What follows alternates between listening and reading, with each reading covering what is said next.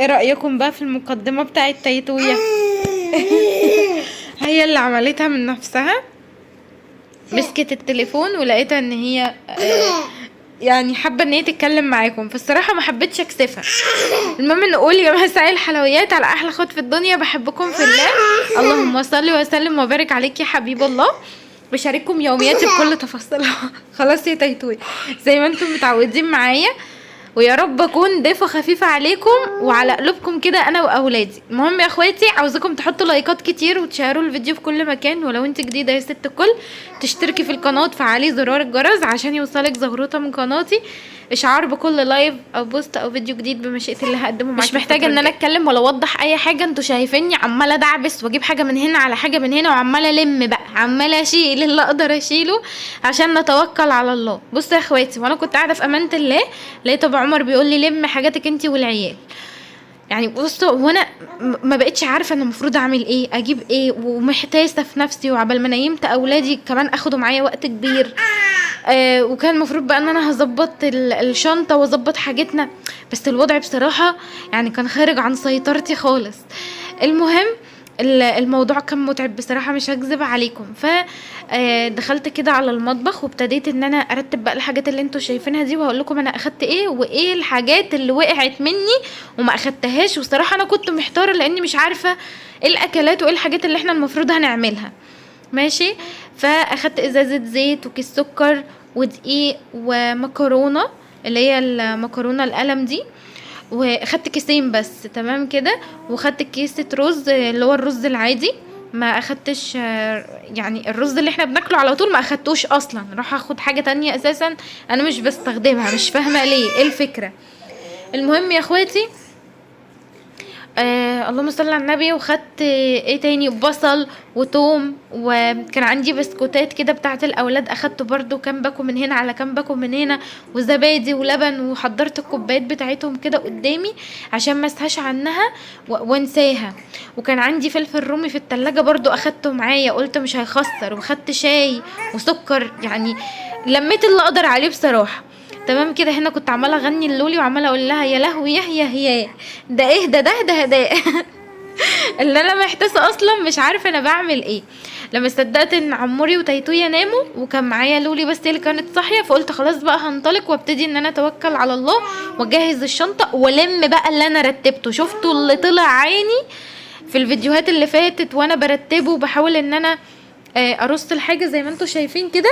بدات ان انا انزل بقى من الدولاب تاني واعبي في الشنطه وادفس في الشنطه. المهم ان انا اخدت الجزء ده من الشنطه اللي هو يبقى بسوسته ويتقفل ده، وقلت هحط فيه هدومي بقى كلها، حاجات البيت مع حاجه الخروج مع العبايات بتاعه الاستقبال اللي لا غنى عنها بالنسبه لي، اللي بتنفعني في اي مكان اصلا وبتكون سهله عليا، مع الطرح بقى وحاجتي كلها من الهدوم والملابس. تمام كده. فده الجزء الخاص بيا انا. طبعا حاجاتي كانت محتاسه شويه لان برضو كان عندي حاجات لسه ما ترصتش مكانها. واخدت كمان العبايه اللي هي العبايه بتاعه الخروج معايا، قلت برضو عشان لو استسهلتها وحبيت ان انا اروح يعني في اي مكان البسها بسرعه. والعبايه السوداء اللي اكيد متابعني كويس وعارف ان انا حزنانه عليها قد ايه. اللهم لك الف حمد وشكر ليك يا رب، الحمد لله ان هي جت في حاجه زي كده وما جاتش في اولادي. بس يا لولي مش عارفه ليه متعلمه على حركه كده اللي هي كده، مش عارفه ليه، مع ان يعني مش عارفه، ما اعرفش ايه من نفسها بتعملها. المهم يا اخواتي، واخدت كام بنطلون جينز على كام طقم، قلت بقى ده احنا هننطلق، ده انا محدش قد ده، انا هقطعها خروجات وهخربها، انا خربها والله يا اخواتي.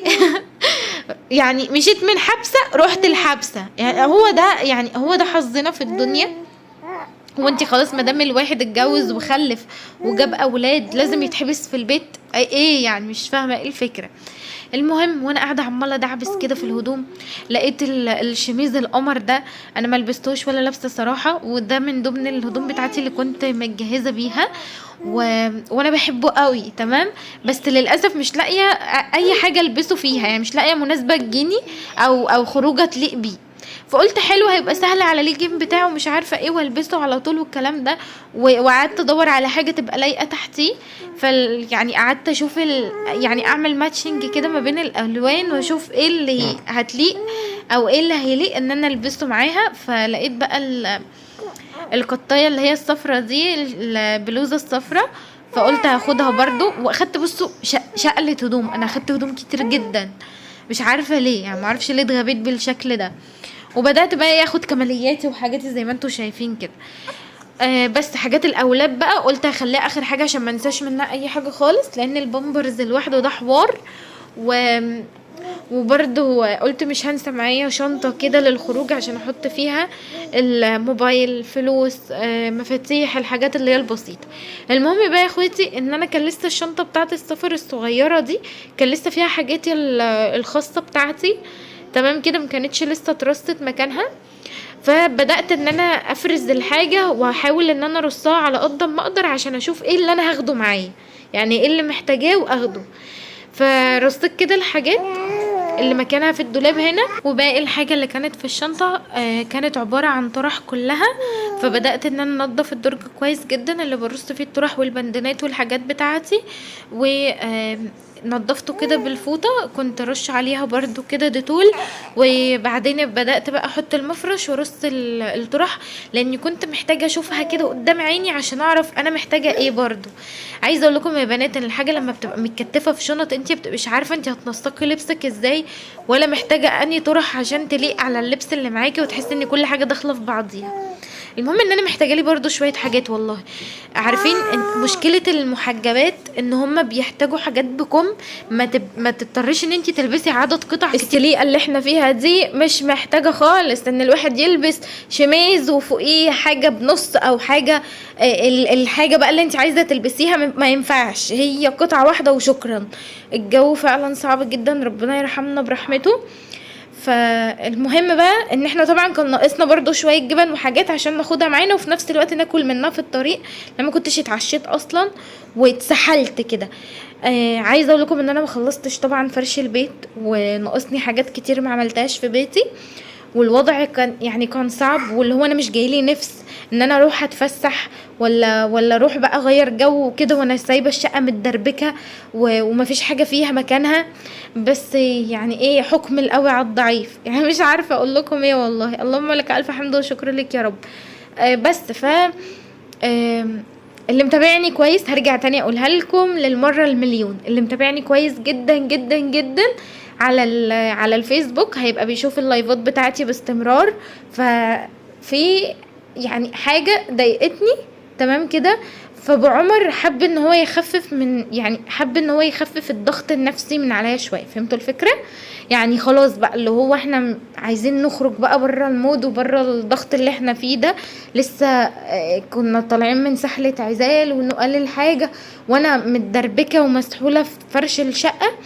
فالوضع صعب يا بنات، الوضع صعب فوق ما اي حد في الدنيا يتخيل. فكنت محتاجه فعلا ان انا افصل واستجم شويه عشان ارجع تاني اقوى من الاول. فاهمين الفكره؟ يعني انا بقول يا رب، انا بقول يا رب ارجع اقوى من الاول، وربنا يعيني على اولادي. طبعا احنا ما سافرناش لوحدنا، اخويا يعني مش هيبقى معايا في الهم والمرمغه والمرمطه، ووقت الفرح مش هيبقى معايا طبعا، ما ينفعش. والصراحه كمان كنت محتاجاه عشان عيالي، مش هكذب عليكم. فربنا يا رب يبارك لي فيه ويحفظه لي، ويا رب يرزقه بكل اللي نفسه فيه. ما تاخرش عني وجه، مع انه كان محتاج ان هو يفصل شويه برضو من عموري، وكان لما صدق ان هو يروح وكده بس رجع تاني. عموري كان قاعد، عموري وتيتويا كانوا شبطانين ان هم يقعدوا معايا، ولولي برضو كانت شبطانه، انتم متخيلين؟ بس الحمد لله في الاخر صفصفت ان عموري هو اللي قاعد معايا، والاولاد كانوا ناموا ورا وبس. بدأنا بقى كده خلاص، ان احنا كنا دخلنا تقريبا مش عارفه اسمه ايه، خط الساحلي حاجه كده، والله يا بنات انا ما عارفه. بدأنا بقى ان احنا خلاص كده كنا قربنا من المكان اللي احنا رايحينه. وعلى فكرة المكان ده احنا رحناه السنة اللي فاتت والسنة اللي قبلها، فالحمد لله يعني الحمد لله مبسوطين يا ولاد مش حارمكم من حاجة اهو، مستقنيصين معايا في كل حتة. فادعوا لي بقى ان انا ارجع مقبرة الخاطر، عشان يعني الحمد لله على كل حال. مش عارفة والله العظيم اقول لكم ايه، يعني انا جوايا كعبلة مش طبيعية. فادعوا لي كده ان ربنا يقويني وارجع مبسوطة وافصل شوية، وارجع كده بقى ايه بقى كل طاقة وحيوية وارجع احسن من الاول بكتير، يعني ارجع بقى بطاقتي كلها. مع اني سهلة، يعني انا مش هكذب عليكم والله العظيم يا بنات سهلة ان الواحد يعني برضو نفس النظام، هو هم العيال في كل حتة، تشطيف وتغيير وتلبيس ومش عارفة ايه وغسيل هدوم العيال وغسيل المواعين، هي نفس البهدلة هي في القاهرة في اي مكان تاني. اول ما وصلنا بقى رد فعل عمر كان بصوا يفطس من الضحك. احنا خلاص كده كنا دخلنا الشاليه، بدأ ان هو ينطلق. طبعا هو جه المكان هنا اكتر من مرة وكان صغنون خالص. اول مرة كنت حامل في تيتوية، تاني مرة كان معانا تيتوية، وتالت مرة ما شاء الله معانا لولي اهو. عايزه اقول لكم ان هو قلع كل هدومه وبقى زلبوطه كده ورايح يجري على البول ويقول حمى عاوز، انتوا متخيلين عاوز يستحمى. بس والله يا اخواتي ده كان فيديو النهارده، يا رب يكون عجبكم. ما تنسونيش بدعواتكم ولايكات كتير، وان شاء الله اللي جاي احلى. ولو لسه يا اختي ما حطيتيش اللايك فبجد اخس عليكي، حطي لها اللايك كده وشهيصلي النفسيه على قد ما تقدري، فرفشيني ونعنشيني، واسيبك في حفظ الله ورعايته، ومع السلامه.